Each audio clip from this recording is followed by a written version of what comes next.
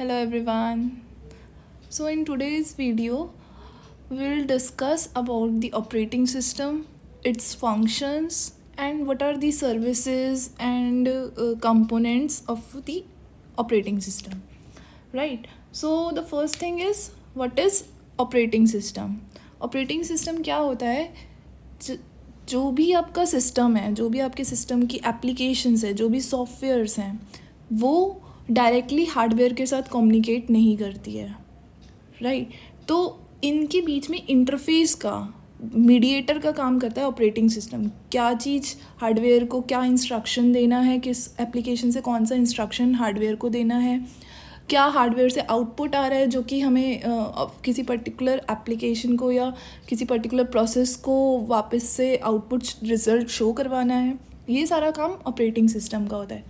Plus user ही obviously applications use करता है computer की, तो जो बेसिकली क्या हो रहा है, यूज़र इंटरेक्ट कर रहा है हार्डवेयर के साथ, तो ये प्रोवाइड कर रहा है interface between the user and the computer hardware. और उसी के साथ साथ जो भी एग्जीक्यूशंस हो रहे हैं प्रोग्राम के, जो भी आपका प्रोग्राम चल रहा है कंप्यूटर में, वो कैसे एग्जीक्यूट हो रहा है, कितनी उसे मेमोरी में स्पेस चाहिए, जो भी उससे रिलेटेड टास्क हैं, वो सारे भी ऑपरेटिंग सिस्टम ही हैंडल कर रहा है, मैनेज कर रहा है। जैसे कि आपके डिफरेंट यूज़र्स होते हैं, वो किसके साथ इंटरेक्ट करते हैं, सॉफ्टवेयर्स के साथ। अब सॉफ्टवेयर भी कौन से, एक होते हैं सिस्टम सॉफ्टवेयर और एक कुछ होते हैं आपके एप्लीकेशन सॉफ्टवेयर। अब एप्लीकेशन सॉफ्टवेयर्स जो होते हैं वो मेनली किसी पर्टिकुलर टास्क के लिए बनाए जाते हैं, स्पेसिफिक टास्क के लिए। जैसे आपका फ़ोटोशॉप, वो फ़ोटो को एडिट करने के लिए है। आपका VLC, वो आप कोई भी मूवी या कोई भी कुछ भी प्ले करते हो मीडिया फाइल, तो वो उसके लिए यूज़ होता है। तो एक पर्टिकुलर टास्क को परफॉर्म करने के लिए एप्लीकेशन सॉफ्टवेयर्स बनाए जाते हैं। इसी के साथ साथ सिस्टम सॉफ्टवेयर्स कुछ ऐसे होते हैं जो कि क्या करते हैं, जो भी आपके सिस्टम के रिसोर्सेज हैं, जो भी सिस्टम के रिसोर्सेज हैं उनको मैनेज करते हैं सिस्टम सॉफ्टवेयर्स। और इन्हीं में से एक है ऑपरेटिंग सिस्टम। तो ऑपरेटिंग सिस्टम भी एक सिस्टम सॉफ्टवेयर ही है जिसके थ्रू एप्लीकेशन सॉफ्टवेयर्स आपके हार्डवेयर के साथ, अब हार्डवेयर कुछ भी हो सकता है, CPU हो सकता है, आपकी मेमोरी हो सकती है, आपके इनपुट आउटपुट डिवाइस हो सकते हैं, कुछ भी हो सकता है, उनके साथ इंटरेक्ट करता है। इससे पहले, फंक्शंस पे जाने से पहले, एक चीज़ है कि हमें ऑपरेटिंग सिस्टम की नीड क्यों है। ऐसा क्या होगा कि अगर ऑपरेटिंग सिस्टम जो है वो बीच में वर्क ना करे, यूज़र डायरेक्टली हार्डवेयर को बताए, तो उस केस में क्या होगा। अगर यूज़र हार्डवेयर को बताना चाहता है कि क्या इंस्ट्रक्शन परफॉर्म होना है, हार्डवेयर को क्या समझ में आता है, कोई लैंग्वेज, कौन सी लैंग्वेज, प्रोग्राम्स के थ्रू। तो हर एक आपको टास्क करवाने के लिए हार्डवेयर से, हर एक इंस्ट्रक्शन के लिए, इवन अगर आप बहुत सिंपल सा कोई सिंगल क्लिक करते हो किसी फाइल पे या डबल क्लिक करते हो, तो आपको हर एक चीज़ के लिए प्रोग्राम बनाना पड़ेगा और उसके थ्रू हार्डवेयर को बताना पड़ेगा कि क्या चीज़ परफॉर्म करनी है, कौन सा एक्शन परफॉर्म होना है। तो इसके लिए मेनली आपका ऑपरेटिंग सिस्टम यूज़ में आता है।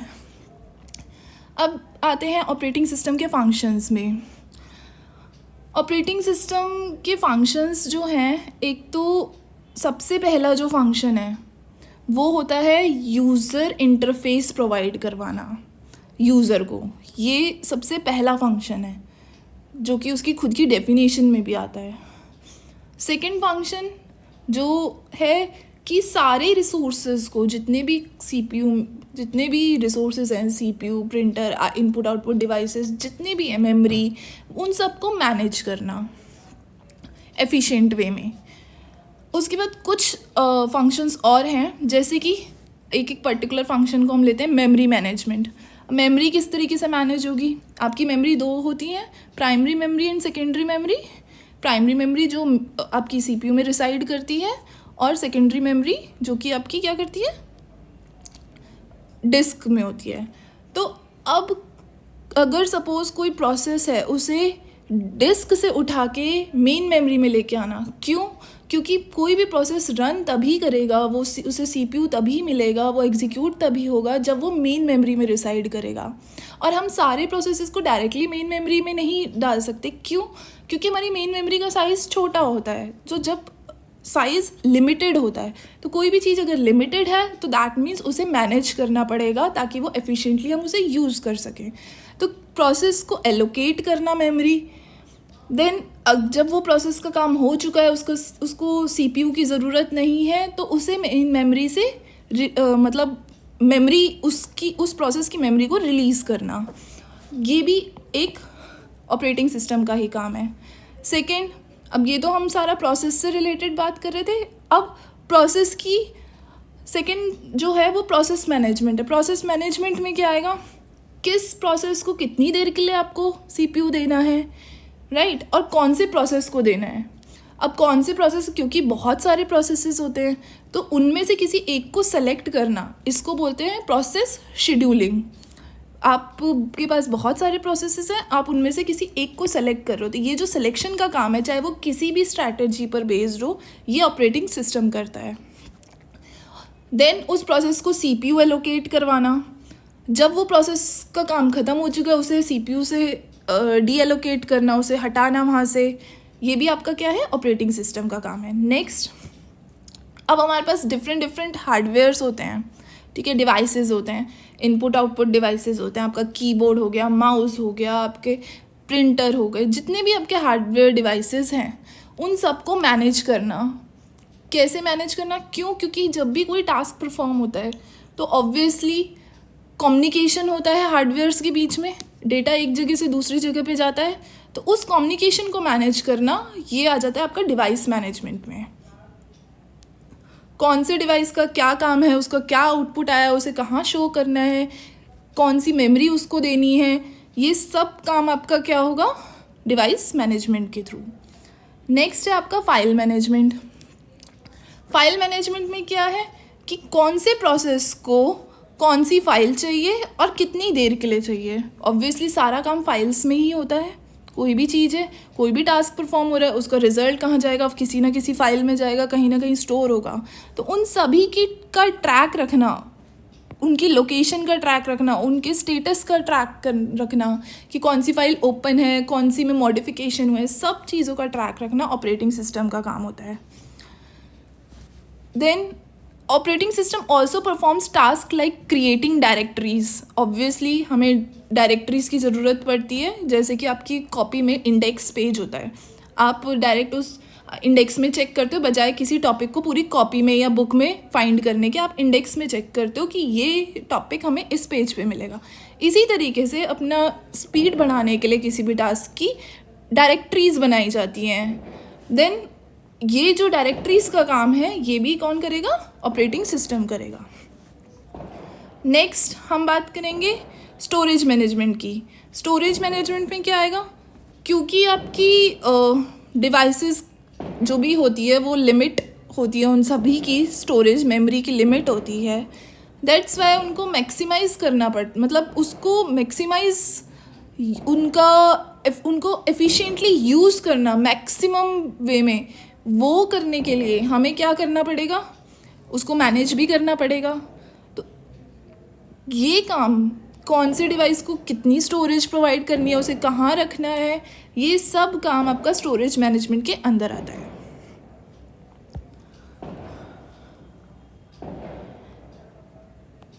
नेक्स्ट है सिक्योरिटी। आपके पीसी में बिना एंटीवायरस के भी सिक्योरिटी प्रोवाइड होती है, फायरवॉल ऑलरेडी होती है, सिक्योरिटी सिस्टम ऑलरेडी इंस्टॉल्ड होता है, ठीक है, जो कि ऑपरेटिंग सिस्टम प्रोवाइड करता है। कोई भी एरर आता है, जैसे आपने पेन ड्राइव लगाई, उसमें कुछ एरर आया तो वो एक पॉपअप होता है शो कि आपको दोबारा से रीट्राई करना है या एक बारी पेन ड्राइव निकाल के दोबारा लगा के देखो, इस तरीके से कुछ भी पॉपअप आता है। तो वो सब कौन प्रोवाइड कर रहा है, एरर्स, मतलब सिक्योरिटी और एरर्स कौन हैंडल कर रहा है, ऑपरेटिंग सिस्टम हैंडल कर रहा है। नेक्स्ट है आपका जॉब अकाउंटिंग। जॉब अकाउंटिंग में क्या है कि सभी चीज़ों का ट्रैक रखना, सभी एक्टिविटीज़, जितनी भी एक सीपीयू में एक्टिविटीज़ परफॉर्म हो रही हैं उन सभी का ट्रैक रखना, रिकॉर्ड रखना, ये काम भी ऑपरेटिंग सिस्टम का है। नेक्स्ट है booting process. Booting process basically होता क्या है, जब आप अपने पीसी को स्टार्ट करते हो तो आपका ऑपरेटिंग सिस्टम जो है वो लोड होता है मेन मेमोरी में। इस प्रोसेस को हम बूटिंग प्रोसेस बोलते हैं। आपका सिस्टम स्टार्ट हो रहा है या रीस्टार्ट हो रहा है, ऑपरेटिंग सिस्टम को लोड होना मेमोरी में is known as booting process. तो ये भी काम खुद ही ऑपरेटिंग सिस्टम ही करता है। नेक्स्ट है आपके गोल्स ऑपरेटिंग सिस्टम के।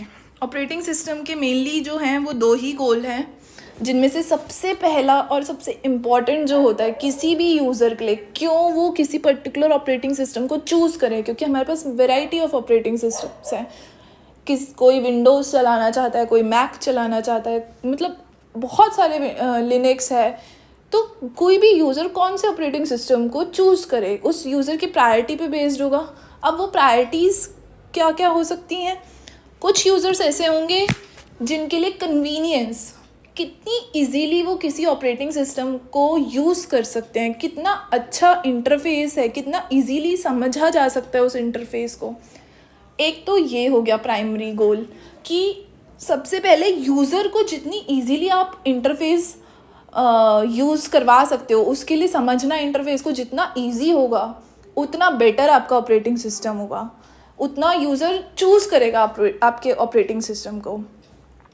नेक्स्ट है आपका कि जो भी ऑपरेटिंग सिस्टम आप प्रोवाइड कर रहे हो, बेसिकली उसे काम क्या करना है, उसे रिसोर्सेज मैनेज करने हैं, उसे पूरे सिस्टम की एफिशिएंसी बढ़ानी है। तो कुछ यूज़र्स ऐसे होंगे जिनके लिए प्रायोरिटी क्या होगी, एफिशिएंसी। तो बेसिकली यही 2 गोल्स होते हैं जिनके बेसिस पे कोई भी ऑपरेटिंग सिस्टम चूज़ किया जाता है। First is your convenience and second is your efficiency. I hope आपको ऑपरेटिंग सिस्टम का एक ओवरव्यू मिल चुका हो। इसके बाद है आपकी services and components. Operating system क्या क्या सर्विसेज प्रोवाइड करता है। ऑपरेटिंग सिस्टम क्यों मतलब एक तो यूज़र के बीच में वर्क कर रहा है और हार्डवेयर के बीच में, यूज़र और हार्डवेयर के बीच में। तो यूज़र को क्या सर्विस प्रोवाइड कर रहा है वो, और क्या हार्डवेयर को सर्विस प्रोवाइड कर रहा है। फर्स्ट इज़ यूज़र को यूज़र इंटरफेस दे रहा है। अब यूज़र इंटरफेस आपका GUI ग्राफिकल यूज़र इंटरफेस हो सकता है और हो सकता है कमांड लाइन इंटरफेस। GUI आपको मिल जाएगा जैसे विंडोज़ में, मैक में ग्राफिकली आप डबल क्लिक करते हो फाइल ओपन हो जाती है।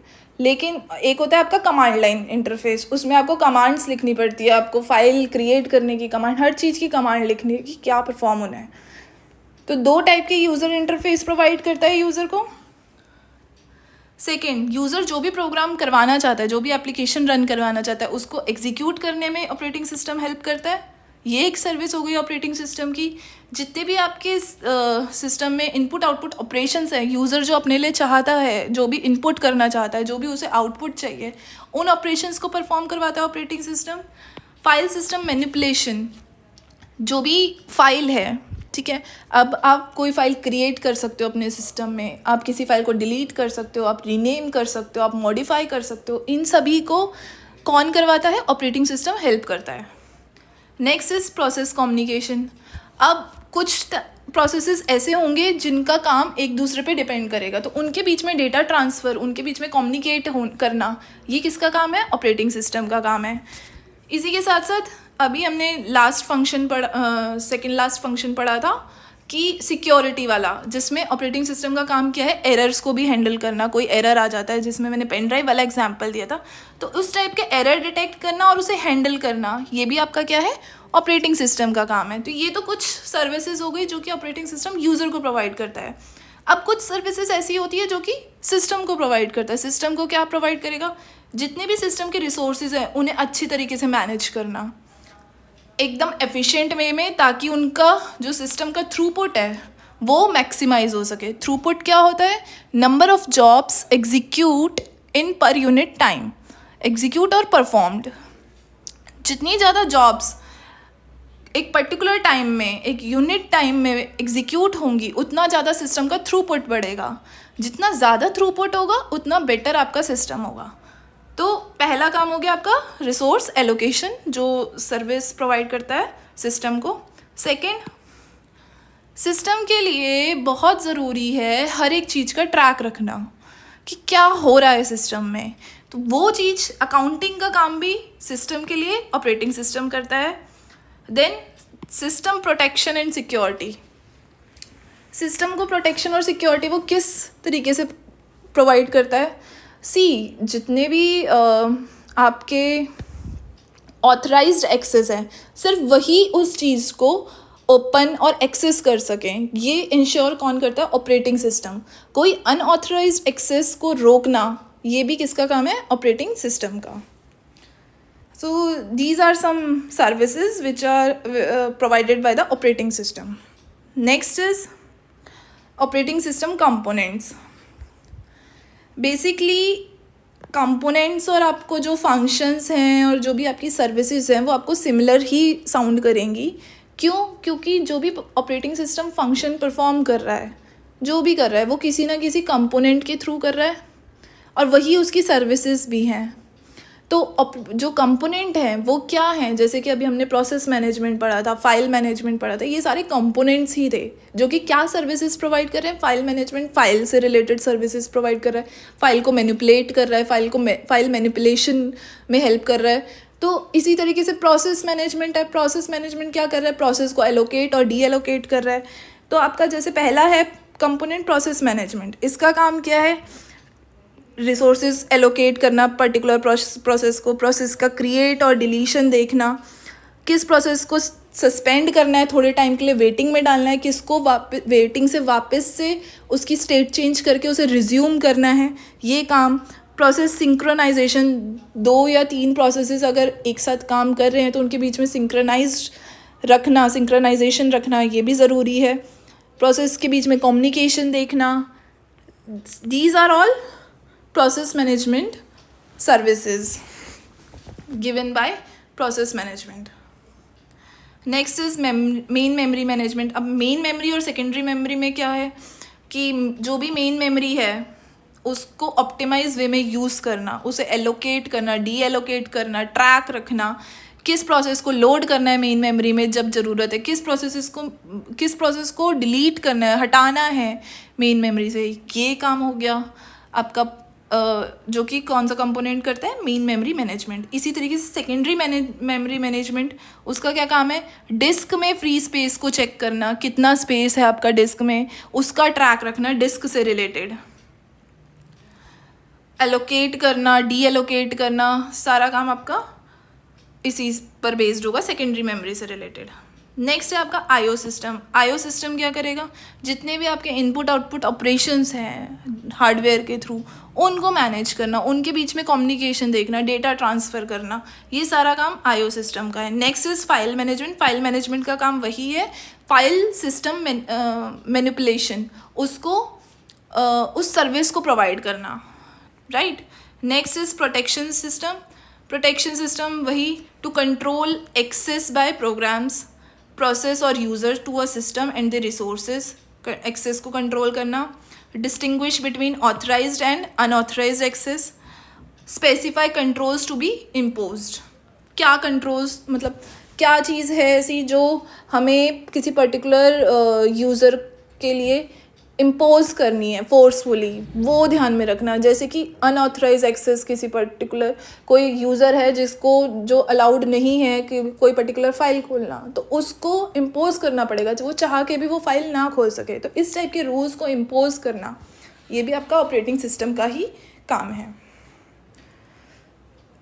तो आई गेस आपको समझ में आ गए होंगे ऑपरेटिंग सिस्टम के फंक्शंस, क्यों ऑपरेटिंग सिस्टम ज़रूरी है, ऑपरेटिंग सिस्टम की सर्विसेज और कौन कौन से उसमें कंपोनेंट्स होते हैं.